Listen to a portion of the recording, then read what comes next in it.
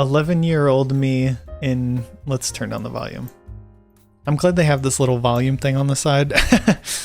11-year-old me in Catholic Church being told that if you have gay thoughts, it means your life's purpose is to serve the church as a nun or a priest. I do have to say, I talked about it actually in this video that's coming out tomorrow, that they tell you that, you know, if you have, like, if you're very sexual, if you have this like impossible urge that you won't be able to keep down, I guess, then you can become a priest. And it doesn't matter, gay, straight, whatever. Like, I mean, that's basically the idea. Like, if you can not do anything, then you can go on to become a religious. But the people who, I guess, are out of control or can't control themselves, those are the ones who are allowed to satiate their hunger and their thirst in marriage, which is, I never understood that type of thought process, because that's basically what happens. Like, when people left the seminary, it was either because they weren't intelligent enough, or they weren't obedient enough, or they had an uncontrollable urge to sexually satisfy themselves. Tonight, R.I.P. that. Are we ready to talk about how white Christianity does nothing but perpetuate rape culture, and it started at the conception of Jesus? Mary did consent. Okay, that's baloney. She is so spot on. But hold on, this was my favorite part of the whole fucking video. Is this comment? I was told Gabriel was sent to ask her, is that not the story? I mean, that makes sense. Gabriel was sent to ask her. That is like, hold on. Hey, Gabriel, I'm too scared to ask this girl out. Can you do it for me? Sure, God. What do you want me to ask? You know, since I'm her creator and all, it's just so intimidating talking to a 14-year-old child. Can you ask her if I can impregnate? Yeah, I don't like to touch those type of subjects, just because, like, I still like what I learned about especially Mary was kind of the foundation of my respect towards women in general. And people like to twist the stories in order to fit these modern conceptions.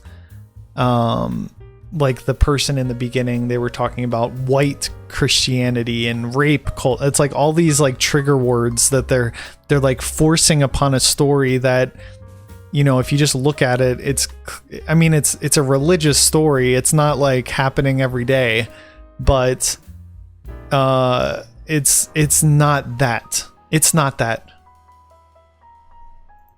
Impregnate her with my ghost baby. It's not, it didn't have anything to do with sex. So it can't. That is the ultimate wingman. I'm not gonna lie, I've never read the Bible, but I was an altar server and raised in the Catholic Church. Did I pay any attention? No, I was a motherfucking kid with ADHD, alright? Tell me you're gay without telling me you're gay based on the presents that your mom gets you. That's so cute. Go back and watch that video. Her mom is super supportive. My mom, on the other hand, now backstory. I was outed to my very conservative Catholic mom by my soon-to-be ex-husband. And oh shoot. This is, I could, like, you can tell by the way she's looking and she's like building up that this is a juicy story. And now she thinks I'm going to hell. So she sends me this little pouch, and inside is a rosary. Okay, that's normal. With the book, How to Pray the Rosary, and all these little tabs, because she's trying to save me from the fires of hell. My boys get a cross.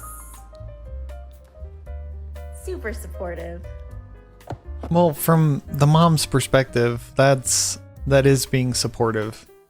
I know it doesn't make sense for people outside of that structure, but inside it's like there's nothing more important than saving one's soul and saving your child's soul. So it makes sense. Like, don't expect a religious person not to be religious and respond in a religious way.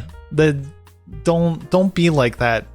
I was raised Catholic and taught that gay flag go to hell fire. I was raised in purity culture and taught that my virginity was the best gift I could give my future husband. I was told that if you lose your virginity, you are damaged goods. I was never taught about consent. I thought I had to submit to my husband because God created him to be the leader of my life and our family. That's true. So many girls are like that. I've mentioned this before, but one of the messed up things, the most messed up things that I learned in the seminary was this idea, and they told us, like, don't promote this, but it's an option for people and it should be encouraged in very particular circumstances, but don't preach it from the pulpit. So the idea is that if you're a wife and you don't want to be intimate with your husband, but he is asking for it in a